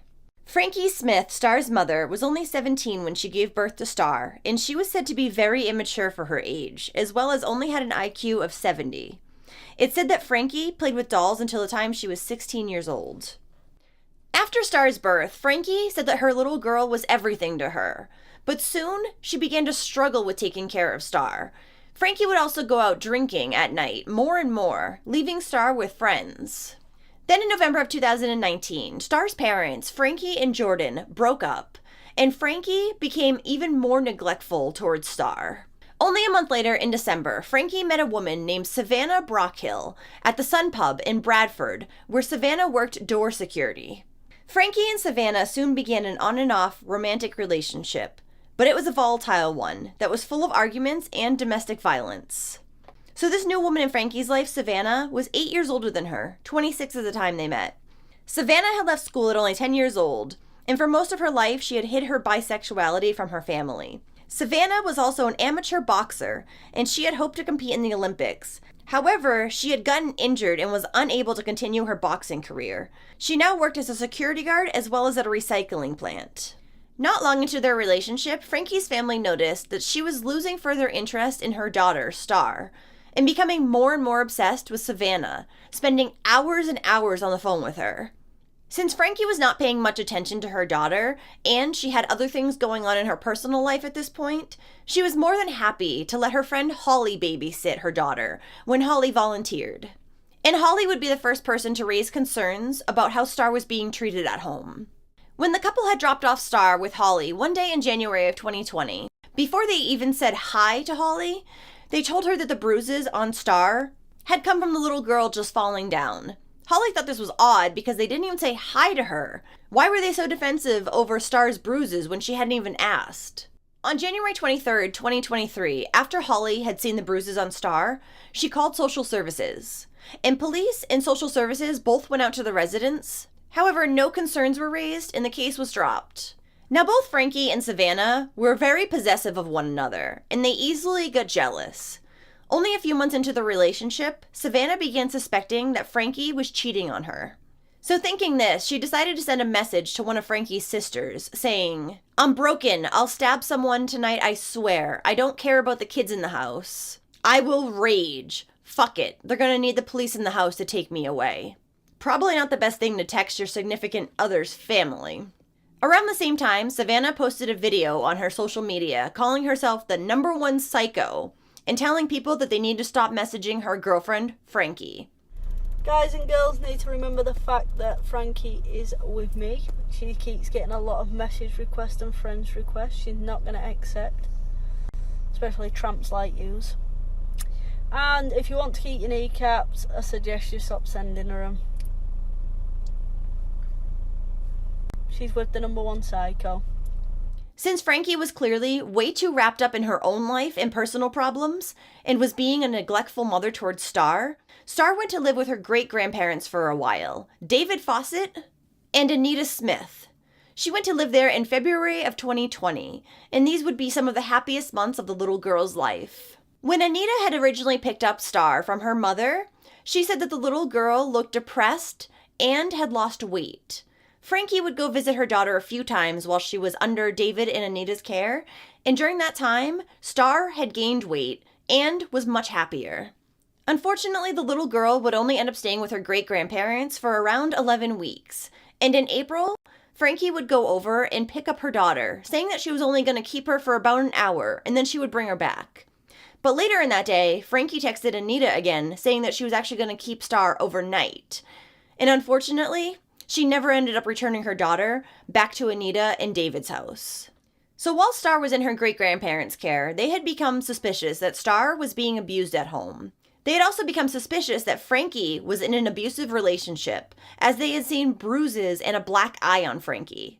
The black eyes and bruises had occurred in mid-March 2020 when Savannah hit Frankie while they were at the Sun Pub. She would say that it was accidental, but Frankie's mother, Yvonne, who was also there, said that Savannah had punched her daughter in the face. The day after that occurred, Savannah ended up texting her boxing sparring partner and telling her that she had tried to kill herself and Frankie by driving over a cliff after they had left the pub the night before. But she ended up just hitting Frankie instead. She also told her sparring partner that she was out of control and needed help. Anita was growing more and more concerned about her great-granddaughter, Star, and in May of 2020, she again called the authorities to report her concerns. She told them at this time that if they didn't do something soon, Star was going to end up dead. Anita had recently heard reports that Savannah had been slam-choking Star, grabbing her by the throat and then slamming her down on the floor. Now, when Anita had confronted Savannah about this, she said that she was just trying to toughen Star up. She's a baby. When Anita made her complaint to social services this time, since it had not been the first time she made a complaint, she said, "Look, we don't want another baby pee on our hands, do we?" The lady from social services on the phone said, "How do you mean?" And this shocked Anita. She replied back, "Well, baby P died from abuse, and I'm calling to make a complaint about abuse, so..." Now, Frankie's sister also made a complaint to social services as she was worried about her niece's well-being. She showed social workers an email with images of Star's bruised face and text messages from another one of her sisters saying that she had seen Frankie slap her daughter across the face for playing with a shoe. But nothing ever came of this, and Frankie's sister also reported this to police, who never got back to her. When social services went to speak with Frankie and Savannah about the concerns that had been recently reported, Frankie and Savannah said that the only reason Frankie's family was saying this was because they were being malicious, as they were not a fan of their same-sex relationship. And apparently this answer was good enough for the social worker, because the case was then closed. And as soon as the case was closed, Frankie would go on to block all of her family's phone numbers who had reported her. They were also no longer allowed to see Star. So Star no longer had any contact with the people who were trying to protect her. Now, since it seemed that social services was not taking Anita and David's complaints seriously, David was desperate for somebody to know what was going on with his granddaughter. So he posted pictures on social media. One picture was with Star without bruises, and the other was a picture of Star with bruises. Frankie was fuming about this post, and she blocked David on social media. She then went on to make her own post, slamming the worried grandfather. She wrote, "When you're done being pathetic and childish with edited photos of our child, David Fawcett, get a grip. She's happy and healthy. Since the social workers never worked and they agreed my baby is happy, healthy, and loved, now try whatever else you feel you need to. Grow up. You will never have my child." Frankie later lashed out in another Facebook post, saying that it was her business as Star's mom as to who her daughter would see and not see. So even though Frankie had cut Star's aunt and great-grandparents out of her life, some relatives were still allowed to see the little girl. They would also begin noticing bruises on Star's face and body, along with the fact that she had gone from a happy child to a withdrawn and fearful one. In mid-2020, during the COVID lockdown, Frankie and Savannah decided to get a new flat together and start living with one another because, their relationship was going so well at this point. Shortly after the couple moved in together, Star's dad, Jordan, decided to also make a complaint with social services. He had noticed that his daughter was clearly being mistreated while she was in her mother's care. His concerns had come from a video that he had seen of Star with bruises all over her face. This complaint to social services resulted in a police visit, and then Star being checked over at the hospital. However, at the hospital, it was deemed that her injuries were just accidental, because Frankie told them that Star had just fallen into a coffee table. Now that Savannah was living with Star and Frankie, the treatment of the little girl got even worse. They were now depriving Star of food as well as sleep, and they would often make her stand in the corner for as much as 30 minutes at a time. And these were for the most minor transgressions that a child her age probably didn't even understand. And yet another complaint was made to social services in the same month that Jordan had called in his complaint. A friend of Frankie and Savannah had seen a video of Star that Savannah had sent to them. The video shows an exhausted Star wobbling in her high chair before she falls off head first. You can hear Frankie and Savannah in the background laughing at her. So thinking this was very funny for whatever reason, they decided to edit the video, as well as add music and caption it, and then send it out to a bunch of friends. Then the next month in July, Star would spend a night at work in Doncaster with Savannah, and the abuse was turned up a notch. A huge bruise appeared on Star's cheek, followed by a Google search on how to get rid of it as fast as possible.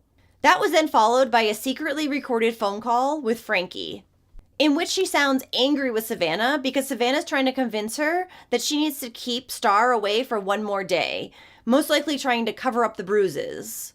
But Savannah and Star ended up returning back to the flat, and Savannah just gave Frankie some sort of excuse for the bruises, and Frankie believed it.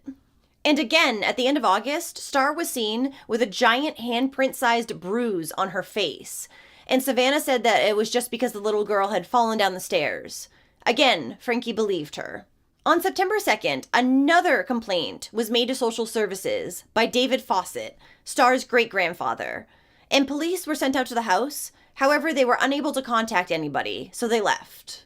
Then during an unannounced visit 2 days later, on September 4th, when Frankie was there, she just brushed off the authorities' concerns about the bruises all over her daughter. Then 9 days later, on September 13th, CCTV footage shows Savannah striking Star 21 times while she was at work with her. The footage was from a camera in Doncaster, where Savannah was working at the recycling plant. Both Savannah and Star were in the car, Star strapped in her car seat.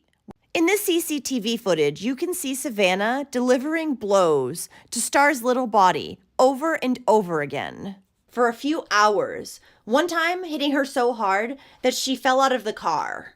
And just days after this incident, social services closed the case. And 16-month-old Star would end up dying only a week after that, on September 22nd, 2020. It was just before 3 p.m. on September 22nd that Savannah arrived home to their flat to discover that Star had torn up a ticket from Frankie's favorite band. So at 3:03 p.m., Savannah's internet history showed on her phone that she was looking for Rubette signed tickets. Then at 3:34 p.m., the internet search history on Frankie's phone showed how to bring a baby out of shock and shock in babies. 11 minutes later, a call to 999 would be made by Savannah. Ambulance service, is the patient breathing? Yeah, she's breathing. Is she conscious? Yeah. She's a bit of both, really. Basically, it's my partner's daughter. It's my little girl as well. I brought her up. We've got all three children here playing, and I was in the kitchen making a coffee, and they've been in the living room, and I heard a bang. So I came out, and the little lad stood there, and the little girl's on the floor, and she was crying, and then she stopped crying, and then she was sick, and now she's just a little bit floppy, to be honest with you. And what do you know what the bang was? No, I don't know I don't know if she's fallen off of the sofa, or I don't know. Just the three of them playing with us. And right. he just said start, and when I walked in, she was laid on the floor. Shush, darling. So you heard a bang, the patient was on the floor. I've heard a bang, yeah. I came in, and the little lad was saying star, which is the little girl. Yeah. So I've shouted at Mummy, said sit up, Star. So I sat her up, and I started to rub her back because she was like breathing but like struggling. Yeah. So I was rubbing her back. She started to be sick, so I led her on the floor. Yeah. Put her in like CPR position, started to run her back. She started to lose breath, so I performed CPR on her. So you've done CPR on her? Yeah, I've done CPR. I've got her in the recovery position now. Paramedics arrived to the flat at 4:04 p.m. and they found Star's lifeless body wearing only a diaper. She was in cardiac arrest, and when paramedics attempted to give her CPR, Star vomited up brown material. She was then airlifted to the hospital, where she was pronounced dead shortly before 5 p.m. on September 22nd. At the hospital, after Star had been confirmed dead, Frankie only kissed her little girl on the forehead. An onlooking nurse thought this was awfully odd because most of the time parents would pick up their child and hold them after they had passed away. Savannah arrived at the hospital shortly after, and upon seeing Star, she dropped to her knees. When somebody helped Savannah back up to her feet, she suddenly became aggressive, puffed out her chest, her nostrils flared, and she began screaming. Have I caused her death by giving her CPR? I'll give her my blood. I'll give her my heart. Please tell me I haven't done it. Anything not to go to jail, clearly. The same nurse who had observed all this happening also said that Frankie, Savannah, and Frankie's mother, Yvonne, were talking an awful lot about Star's funeral. She said it's normal to plan a funeral after someone dies, obviously. However, they were talking about it a lot, considering Star had just passed away. And towards the end of this nurse's shift, she said that she walked into a room where Frankie and Savannah were, and Frankie was sitting on Savannah's lap. The two of them looked like nothing was wrong. It was soon revealed that Star had died from blood loss after her inferior vena cava, the largest vein in her body, was torn. She also had other injuries that had occurred in the weeks prior to her death. Star had suffered a severe skull fracture, a brain injury, 2 fractures to her tibia caused by forceful twisting, and a fracture to her ribs. Medics said that her injuries were usually only seen in car crash victims and had been caused by either punches, kicks, or stomps. In total, Star had 15 different injuries to her head and 10 bruises on her legs, ankles, feet, and toes. Her injuries were so catastrophic that there was no way she could have been saved, and it was very clear that it was non-accidental.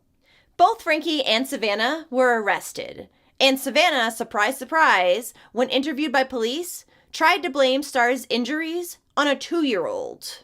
However, according to doctors, the degree of force inflicted on Star was so great, it was quite impossible for a doctor to envision it being inflicted by a child. When Frankie spoke with the police, she said that she would never lay a finger on Star. She said that she could never tell her daughter off, and she had never slapped her. Frankie also said that Savannah had been like a parent to Star.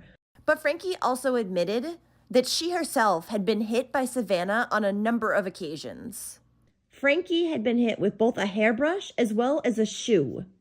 While awaiting trial, a psychologist examined Frankie and said that she was in the bottom 2% for intelligence. The psychologist also said she was abnormally compliant and abnormally prone to going along with what an authority figure was telling her to do. And as for Psycho Savannah, as she calls herself, she nearly died just a few days before her trial. She had suffered 3 seizures and 2 cardiac arrests after following a collapse in prison. She had been unconscious for 1 hour and 20 minutes and was given CPR before being intubated by doctors. Star's family, of course, says they wish that they had just let her die. During a lengthy 7-week trial in October of 2021, jurors saw harrowing video of Star's short life. In one video, she looks badly bruised, with a swollen cheek and a mark across her forehead. Another video clip, which was taken by CCTV, showed Frankie dragging Star through Bradford like a puppet, Star crying the entire time as she tried to walk. Star actually had a broken shin. And then there was a video from the next day that showed Frankie and Savannah forcing Star to walk upstairs as Star cried because, again, she had a broken bone in her leg. In the days before Star's death, Savannah had made a number of haunting Google searches as well, asking, how long can a body go without sleep? She also Googled, how long can you sit in the cold? And what takes bruising and swelling away? She also Googled things such as, can you die from getting winded? Sick after head trauma? Signs of an abused baby? And how to get bruising to go away, again. And of course, there were also incriminating text messages between the couple. In some of them, Frankie called her daughter it, as well as a little C word. In other sickening text messages between the couple, they spoke about what they did to Star when she misbehaved. Savannah would swing the toddler by her legs as punishment, and Frankie would sometimes bite her little girl's fingers to punish her. There was also another text message in which Savannah tells Frankie to, quote, rip her up. There were also multiple pictures of the poor little girl standing in the corner found on both of their phones. Regardless of all of this, Frankie told the jury that she did not understand at the time that what she was doing amounted to child abuse. Even with a low IQ, I'm not buying that. I loved my Star, she said. She would end up taking some responsibility partway through the trial, saying that she was guilty of neglecting Star on at least 8 separate occasions leading up to her death. Also during the trial, Savannah insisted that she also loved Star, and she was just trying to get her into a routine. She said, "Star was my little girl. I brought her up." And Savannah tried to convince the jury that the video CCTV footage they had seen of her hitting Star was lying. And she'd only slapped Star once on the cheek, nothing more. And unbelievably, in a Facebook post that would come out, Frankie, just weeks before Star's death, said that she had wanted another baby. Now, Frankie's sister was one person who testified during the trial, and she said that she will never speak to her sister again. She told the court that she would scream at Frankie that she did not have to be with Savannah, and that she could leave, and they could file a restraining order. But Frankie apparently never felt that it was necessary. The last time Frankie's sister had seen her niece was in August of 2020, about a month before she was murdered. She said at the time, Star looked tired and sad, and she had also lost weight and no longer looked like a healthy little girl. And it was discovered that on the day that Star was murdered, social services was actually supposed to pay a visit to the house to check on her. At the end of the long trial, Frankie Smith would be cleared of murder, but she was convicted of causing or allowing the death of a child. She was sentenced to just 8 years in jail. Savannah Brockhill was found guilty of murdering Star, and she was sentenced to life with a minimum of 25 years. And she, of course, says she plans on appealing that sentence. Then in March of 2022, Frankie's sentence would end up getting extended by another 4 years.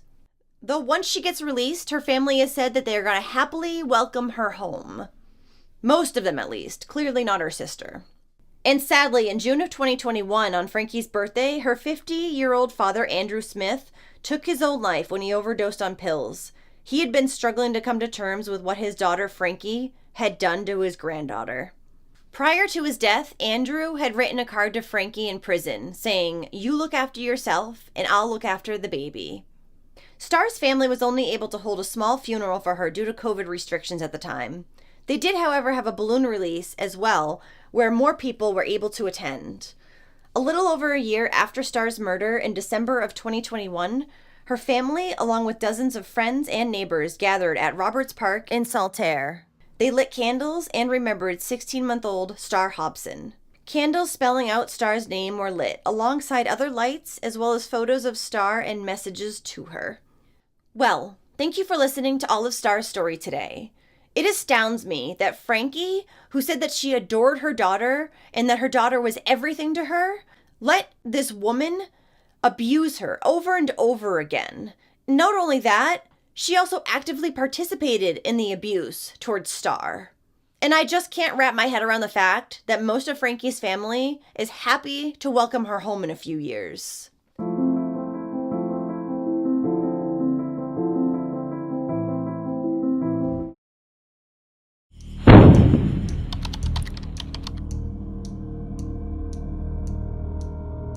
Lola James was born on September 30th, 2017, to Sinead James and Daniel Thomas.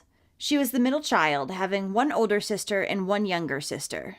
Lola was described as a charming, funny, and cheeky child who loved life. She was always smiling and happy, a little ray of sunshine, with a laugh that would fill the room with pure joy. Lola loved playing outside, as well as helping her grandmother in the garden, and eating the strawberries the two of them had grown together. So Lola's parents didn't remain together very long after she was born. In January of 2020, when Lola was 2 years old, there were reports of DV in the home, with Sinead and her partner at the time. A social worker went out to the home in February to make a face-to-face visit after this report had come in. While she was there, she expressed her concerns that Lola may have ADHD. She also expressed concerns for the home's cleanliness, or lack thereof. Very soon after this visit, Sinead actually broke things off with this abusive man. But she would soon find herself in another abusive relationship. On February 17th, Sinead met a new man on Facebook. His name was Kyle Bevan, and he was 28 years old at the time.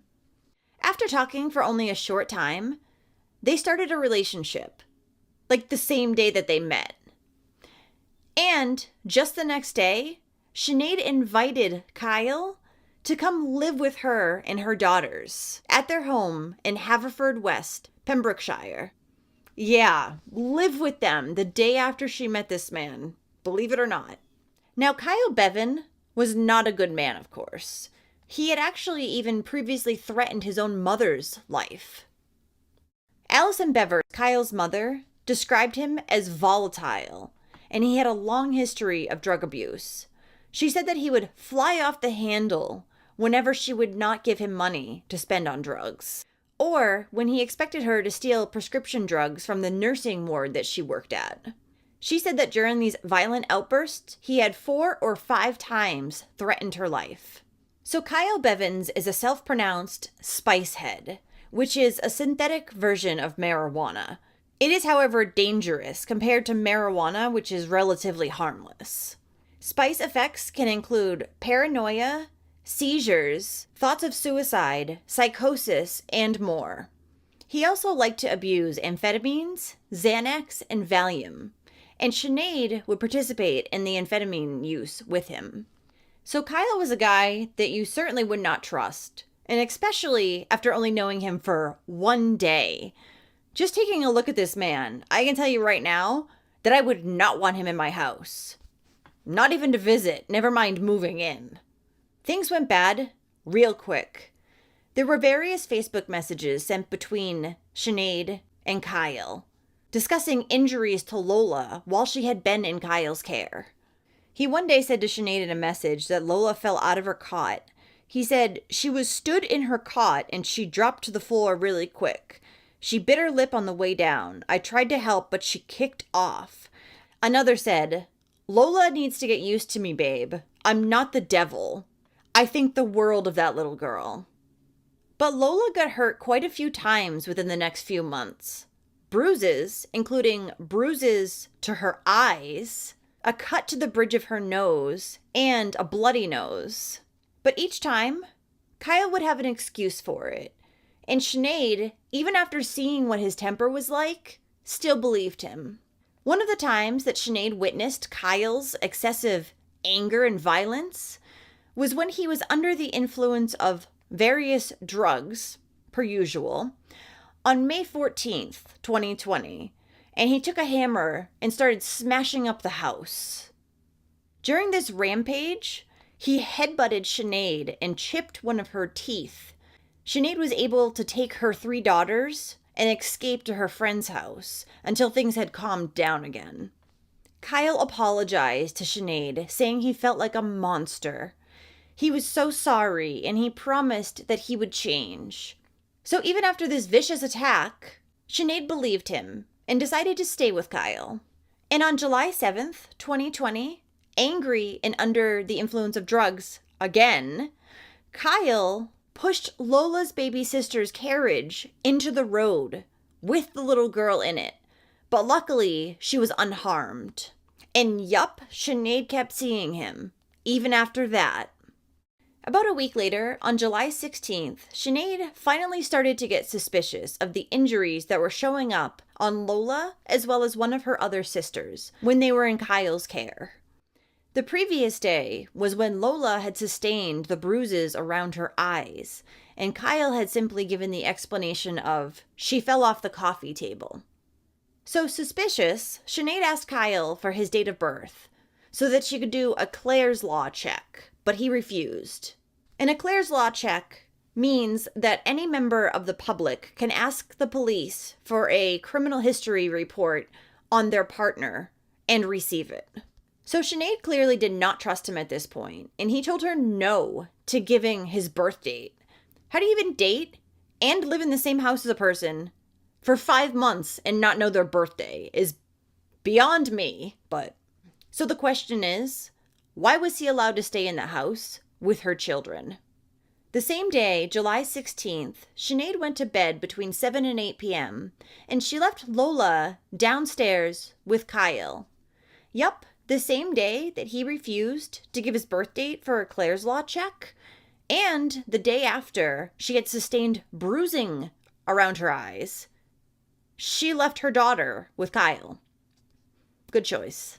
Kyle would later say that he and Lola stayed up late taking pictures with Snapchat filters, and then he put her to bed later that night.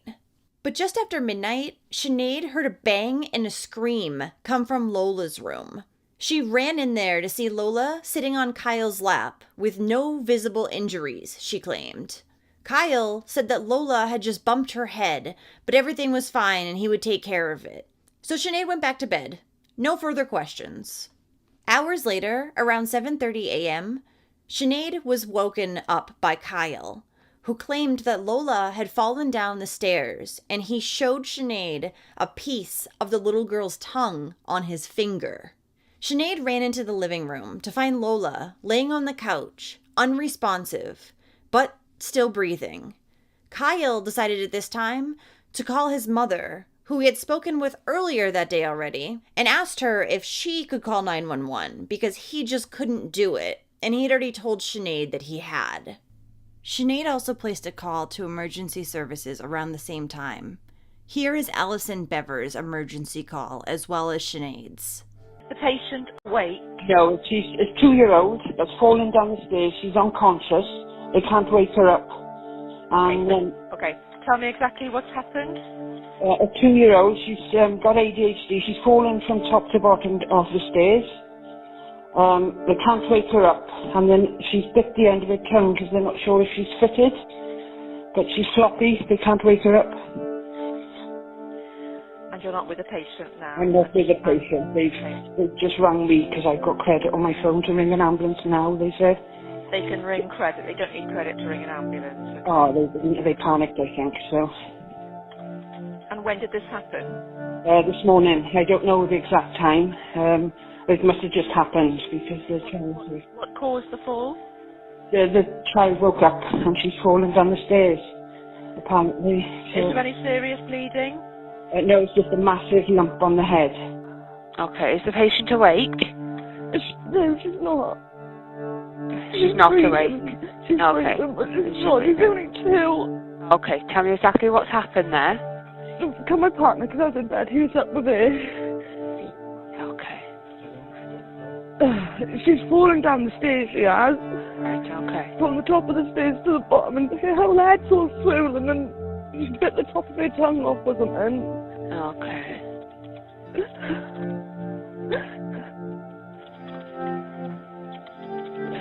Okay. How old is she? 2. He's actually got the chunk in his hand. Okay. So, just to confirm, is she conscious? Is she conscious? I don't even... Yeah, she's conscious. She's breathing and everything. She's just sleeping. Can you go and sit with her, please? So does she wake up when you try and wake her? She's like moves when I try to wake up. Her eyes are all swollen and all. Okay. I'm really scared. Okay. How far did she fall? From the top of the stairs down to the bottom. Okay. What caused the fall? This bloody dog that I had at barged there and she just fell. Okay. Is there any serious bleeding? Kyle, is there any serious bleeding? Is there any serious bleeding? No. Okay. It's just bruising in her head or so in her eyes. Okay, so stay on the line and tell her exactly what to do next. Do not move her unless she's in danger and do not splint any injuries. Can I take her name? Yeah, it's Lola James. Don't move it. The paramedics arrived at Sinead's house fast, only 5 minutes after Kyle's mom had actually made the phone call. When they got there, Kyle not only claimed that he was her stepfather, but he also told them that she had just tripped over the dog and fallen down the stairs. But here's the thing. If she was sleeping, like he had said, and she just got out of her room and fell down the stairs, not sure how it would have happened because she had a baby gate on her door. Unless she knew how to climb over it, but Sinead never said anything about that. The first responders transported Lola to Withybush Hospital in Haverfordwest. Once there, Kyle became aggressive when doctors started asking him about Lola's injuries. You know, like doctors need to do to treat a patient. While there, he threatened a nurse and told her that he would rip up her papers after the nurse told him that they would be shared with other agencies, including social services. More than 100 scratches and bruises were recorded on Lola's body, and she had extensive damage to both her eyes, with the injuries to her brain comparable to those found in car crash victims. Lola's injuries were highly suspicious and non-accidental. One doctor who actually examined her said that she was the most battered and bruised child that she had ever seen in her long career. As I had said, Kyle was telling doctors, as well as police now, that Lola had just tripped over the dog and fallen down the stairs. And he only felt partially responsible, he said, because he was busy getting her a bowl of cereal at the time. You should feel fully responsible even if that is the real story, because you're supposed to be watching her. That's your job if Sinead left her in your care. Lola's injuries were found to be so severe that she was transferred over to the University Hospital, Wales in Cardiff around 11:15 a.m. As Lola was taken down to this hospital, Sinead traveled to be with her and Kyle stayed at home. At 3:15 p.m., Kyle messaged Sinead asking what she was going to tell police to make sure that her account was going to be the same as his. Later that day, both Sinead and Kyle were arrested on suspicion of child neglect, and both of them were brought in for questioning. That day and into the next, police crime scene investigators went to the house and found that despite the fact that the property was dirty and untidy, the bathroom appeared to be spotless as though it had been recently cleaned. Officers also recovered a child's wet, vomit, and blood-stained gray snowflake onesie, which was found in the corner of the living room. And for whatever reason, Kyle, who was out on conditional bail, decided he was going to send threatening text messages to Lola's real father, Daniel, saying he was going to beat him. A few days later, on July 21st, 2020, at 1:18 p.m., Lola passed away. She had succumbed to her terrible injuries. She was 2 years and 10 months old. Both Sinead and Kyle were out on bail until April of 2022. On that day, they were both rearrested and charged with murder and causing or allowing the death of a child. Following their arrests, they both appeared a few days later in Swansea Crown Court.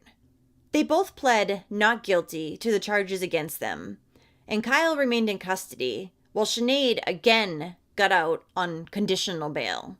Their trial would not begin until March of 2023, and during this trial, the judge would say, the assault was sustained, deliberate, and violent, and included the use of weapons. But Kyle Bevan still claimed he was innocent, but had no evidence to prove that he was. The jury were also shown photographs that Kyle had taken on his phone that showed marks on Lola's back, as well as extensive swelling and bruising to her head, eyes, and lips. It was discovered that sometime in the night, Kyle had hit Lola so hard in the side of the head that it had caused brain bleeding, as well as bleeding of her ear. He also had shaken her back and forth with such force that he caused brain damage. And it came forward in court as well that instead of immediately calling an ambulance to try to save the toddler's life, instead, Kyle had tried to cover his tracks. He had searched the internet for information about head injuries before taking pictures of her limp body and calling his mom. At 4:26 in the morning on July 17th, the day that Lola had been taken to the hospital, Kyle had taken pictures of the injuries on her back, and at this time, she was still conscious and standing. Then at 6:37 a.m., he had taken a screenshot of a website providing him with clear guidance that he should seek emergency medical help if a child displays symptoms such as excessive bruising or swelling and or a loss of consciousness. At 6:40 a.m., Kyle rang his mother, but she didn't answer. He claims that he called her because she's a nurse, But Kyle's mother is, in fact, a non-medically trained healthcare support worker. He continued to try to contact his mother and even sent her pictures of Lola. When she finally received them, she urged Kyle to take the little girl to the hospital immediately. Kyle had also sent a disturbing video to his mother. It showed him picking up Lola's limp body and trying to get her to stand on her feet before letting her go, and she fell to the ground. He then says to the camera, "She's gone. She's gone." His mother never watched the video and still never has. Kyle would later show some of these photos to different people and act like he was proud of it.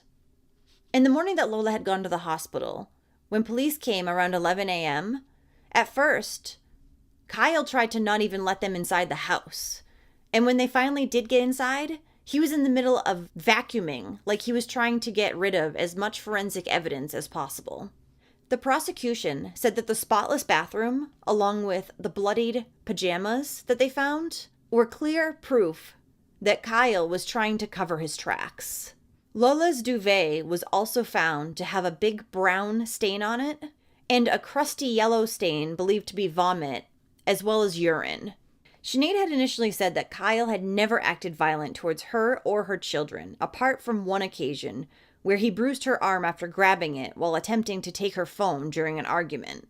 But this story soon changed while in court, and Sinead spoke about how Kyle had chipped her tooth, along with all the times that he had violently lashed out at her, physically and verbally. Sinead had actually been warned just 8 days prior to Lola's attack about how dangerous Kyle could be. Kyle's ex-partner's mother had actually messaged Sinead on Facebook and told her that Kyle was a risk to children, and she said that she was in fear for Sinead's children being around him.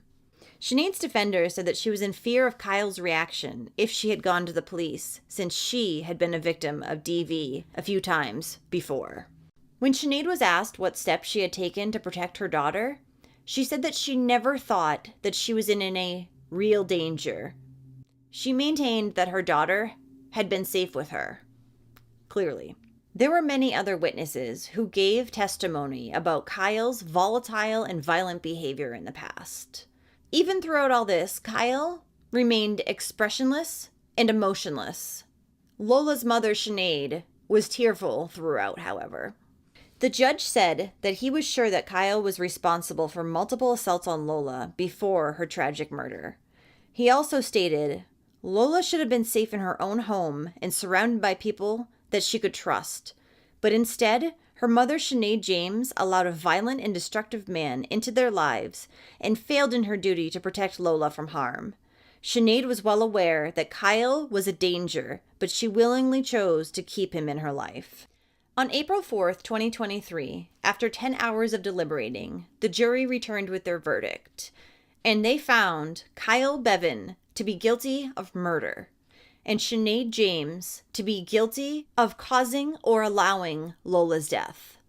Both Lola's grandmother as well as her biological father gave heartbreaking victim impact statements before sentencing. Lola's grandmother commanded Kyle look at her before she started reading hers. She said, Kyle, you took the young innocent life of my granddaughter. At the same time, you have taken so much more than you can imagine. You killed my Lola, and you have broken her family.